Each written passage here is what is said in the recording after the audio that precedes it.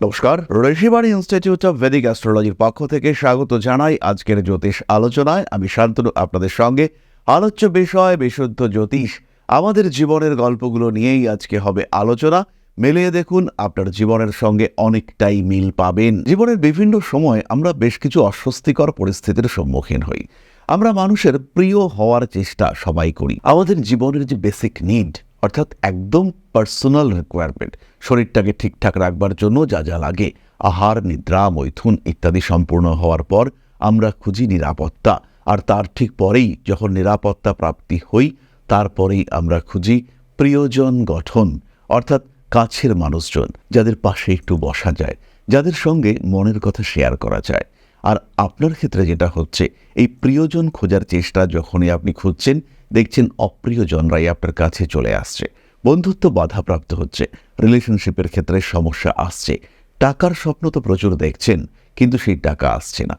পাশের মানুষটাই ব্যবহার করছে আইফোন, কিন্তু আপনি কিছুতেই সেখানে উঠতে পারছেন না। বুঝতে পারছেন আপনিও পারেন, আপনি জানেন আপনিও পারেন, কিন্তু সেখানে পৌঁছতে আপনি পারছেন না। সারাদিন খাটনি হচ্ছে, আপনার বিশ্রাম দরকার, কিন্তু সেই বিশ্রামের সুযোগ আপনি পাচ্ছেন না। জীবনটা যেন কেমন ঘেটে গেছে, সমীকরণগুলো ঠিকঠাক মিলছে না। এর কারণ আপনার জন্মকুণ্ডলিতে শুক্র কিন্তু পীড়িত অবস্থায় আছে। যখন গান শুনছেন ভালো লাগছে, ইচ্ছে করছে একটু গান গাওয়ার, কিন্তু যখনই গান গাইতে চলেছেন তখনই গলা হয়ে যাচ্ছে বেসুরো। কোনো একটা কাজ আপনি করতে চাইছেন, আপনি জানেন আপনি পারবেন, কিন্তু করবার সময় শেষ পর্যন্ত গিয়ে দেখলেন পারফেকশন একেবারেই আসেনি, কারণ আপনার শুক্র কিন্তু পীড়িত অবস্থায় রয়েছে। পুরুষ বা মহিলা প্রেমের মধ্যে রয়েছেন, কিন্তু প্রতিদিন কিছু না কিছু বিষয়ে কষ্ট আসছে। যে মানুষটাকে আপন ভাবার চেষ্টা করেছেন, বারবার সেই মানুষটাই কিন্তু আপনাকে আঘাত দিয়েছে, আপনাকে দুঃখ দিয়েছে। প্রেমিক কিংবা প্রেমিকার সঙ্গে ক্রমাগত ভুল বোঝাবুঝি, শরীরে হরমোনাল ইস্যু, বিভিন্ন ধরনের শরীরে যে রাসায়নিক পদার্থ রয়েছে, যেমন হরমোন, উৎসেচক, এদের মধ্যে সামঞ্জস্যের অভাব। তার জন্য মাঝে মাঝে আপনাকে কারণে অকারণে ওষুধ খেতে হচ্ছে। স্কিন, হাতের চামড়া, গায়ের চামড়া কেমন যেন ড্রাই হয়ে যাচ্ছে, চুল উঠে যাচ্ছে।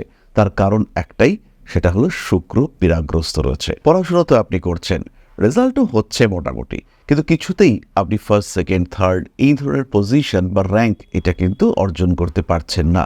কিন্তু আপনি জানেন আপনিই ফার্স্ট হওয়ার যোগ্য, আপনি সমস্ত জায়গায় পরীক্ষার আগে ফার্স্ট হয়ে এসেছেন, কিন্তু মূল পরীক্ষার সময় এসে গণ্ডগোল হয়ে গেছে।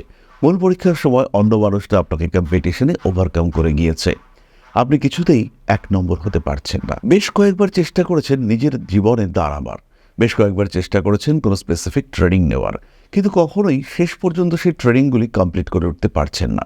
কোনো না কোনোভাবে এগোবার চেষ্টা করছেন, কিন্তু এগোতে গিয়েও কিছু না কিছু ক্ষেত্রে বাধা আসছে, কোনো না কোনোভাবে ব্লকেজ চলে আসছে আপনার জীবনে। এটা কিন্তু একমাত্র শুক্র পীড়াগ্রস্ত তার ফল।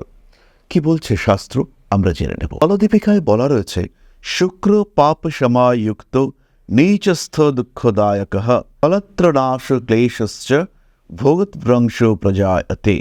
আরেকবার বলছি, শাস্ত্রে বলছে শুক্র পাপ সমাযুক্ত নীচস্থ দুঃখদায়ক কলত্রনাশ ক্লেশশ্চ ভোগভ্রংশ প্রজায়তে।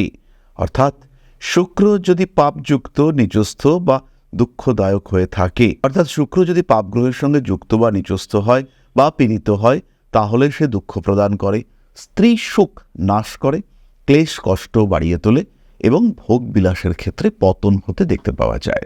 দুষ্টে শুক্রে নরকামী ব্যভিচার পরায়ণঃ স্ত্রী ভোগে দুঃখমাপ্নতি ধনহীন সদা ভবেত। শুক্র যদি দুষ্ট হয়, দুষ্ট মানে দোষযুক্ত বা পীড়িত বা কোনো রকমভাবে ক্ষতিগ্রস্ত, সেই ক্ষেত্রে মানুষ কামাসক্ত এবং ব্যভিচারী প্রকৃতির হয়। স্ত্রী সুখে দুঃখপ্রাপ্ত হয়ে থাকেন এবং সর্বদাই অর্থকষ্টে ভুক্তভোগী হয়ে থাকেন। সুতরাং শুক্র পীড়িত হলে ক্রমাগত দুঃখভোগ এটা আপনাকে করতে হবে। শুক্র জীবনে সুখের কারক গ্রহ। নান্দনিক সুখ, বিনোদন, জাগতিক সুখ যারা প্রাপ্ত হতে চাইছেন, একটু ভালো থাকবো, একটু ভালো খাবো, একটু ভালো ব্যাংক ব্যালেন্স থাকবে, একটা মোটামুটি সুন্দর বাড়ি থাকবে, বাড়িতে মানুষজন থাকবে, তাদের সঙ্গে আবার অ্যাটাচমেন্ট ভালো থাকবে, একটা প্রেমিকা থাকতে পারে, একটু গান বাজনার মধ্যে থাকবো, পিকনিকে যাব, বেড়াতে যাব, সাধারণ মানুষের যা কিছু চাহিদা এই সমস্ত চাহিদা কিন্তু পূর্ণ করবার ক্ষমতা রয়েছে একমাত্র শুক্রের হাতে।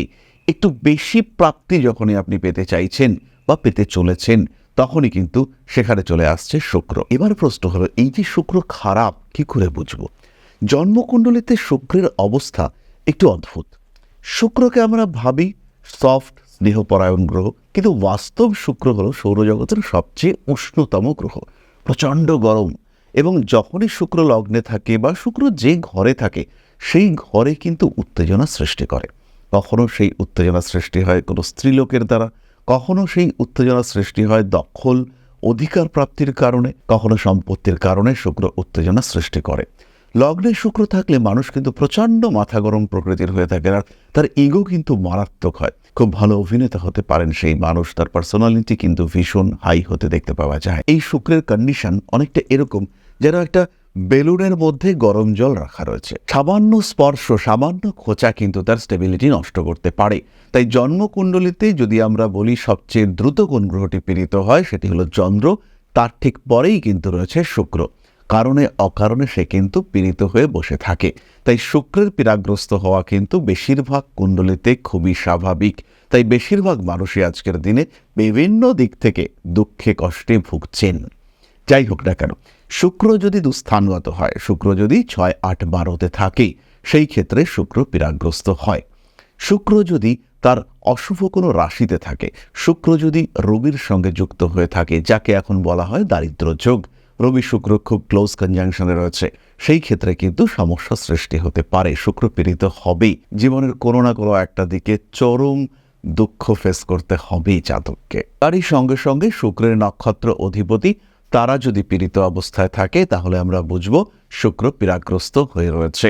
এরপরে আমাদের খুঁজতে হবে প্রতিকার, কিন্তু তার আগে কয়েকটা খুব সহজ পদ্ধতিতে আমরা জেনে নেব শুক্র কতটা পীড়িত রয়েছে। তার ঠিক আগে আমরা একটু জ্যোতিষ শিক্ষা সম্পর্কে কথা বলি। বহু মানুষ রয়েছেন যারা জ্যোতিষ শিখতে চাইছেন, জ্যোতিষের প্রতি আগ্রহ রয়েছে, কিন্তু বেশ কয়েকটি প্রশ্ন তাদের মনের মধ্যে আসে। কোথায় শিখব জ্যোতিষ? কোথায় রয়েছে সিস্টেমেটিক সিলেবাস?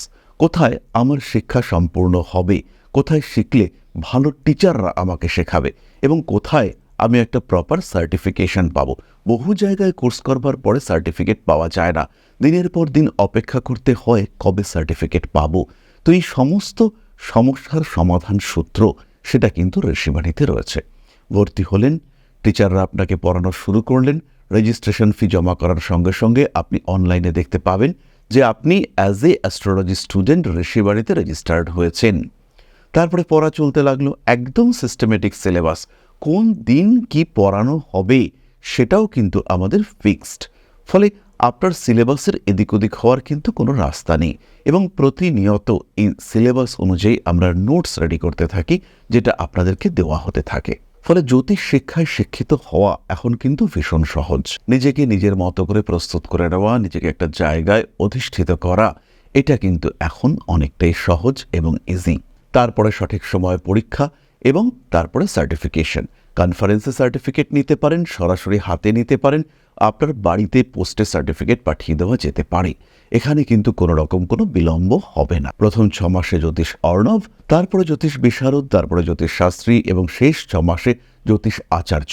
2 বছরে 4টে সেমিস্টারে আপনি 4টে সার্টিফিকেটও পেয়ে যাচ্ছেন। কি পড়ানো হবে?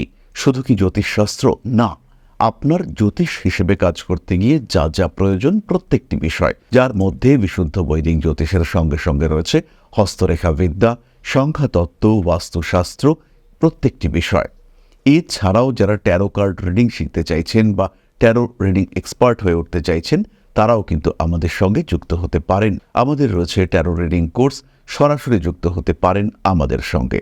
তাহলে আবার মূল আলোচনা, কিভাবে বুঝবেন শুক্রটা খারাপ? বাড়িটা সাজিয়ে গুজিয়ে রাখতে ইচ্ছে করছে না, সবসময় একটা অদ্ভুত আলস্য ভাব, কাজকর্মের ক্ষেত্রে, বিশেষ করে সূক্ষ্ম কাজকর্মের ক্ষেত্রে মতি নেই, মানুষের সঙ্গে সম্পর্ক ভালো করার ইচ্ছে নেই, স্বামী স্ত্রীর মধ্যে সম্পর্কের ঘনিষ্ঠতা ভালো লাগছে না, স্বামী বা স্ত্রীর থেকে দূরে সরে থাকতেই আপনার ভালো লাগছে, কর্মক্ষেত্রে কারণে অকারণে অস্থিরতা সৃষ্টি হচ্ছে, শরীরের মধ্যে অদ্ভুত অশান্তি, সুস্থ ছিলেন, কোনো সমস্যা ছিল না আপনার শরীরে, হঠাৎ করেই কোলেস্টেরলটা হাই হয়ে গেল, হঠাৎ করেই থাইরয়েড গ্ল্যান্ডে কিছু সমস্যা এলো, আপনার মনে হচ্ছে যে ইনসুলিন নিয়ে কিছু একটা সমস্যা রয়েছে, ডায়াবেটিসের প্রবণতা তৈরি হচ্ছে, আপনি যৌনতার দিক থেকে দুর্বল হয়ে পড়ছেন, তার মানে শুক্র খারাপ। আপনার হাত থেকে কোনো একটা জিনিস পড়ে গেল, বেশ দামি এবং শখের জিনিস, পড়ে গিয়ে জিনিসটা ভেঙে গেল, এটা হতে পারে আপনার শুক্রটা খারাপ। সুতরাং যদি এই বিষয়গুলি আপনার সঙ্গে ঘটে, তাহলে কিন্তু অবশ্যই শুক্রের কিছু প্রতিকার করা প্রয়োজন। প্রথম বিষয়টি হলো দান। শ্বেত বস্ত্র দান করুন আপনার বিপরীতধর্মী কোনো শিক্ষক, পুরোহিত, এমন কোনো মানুষকে।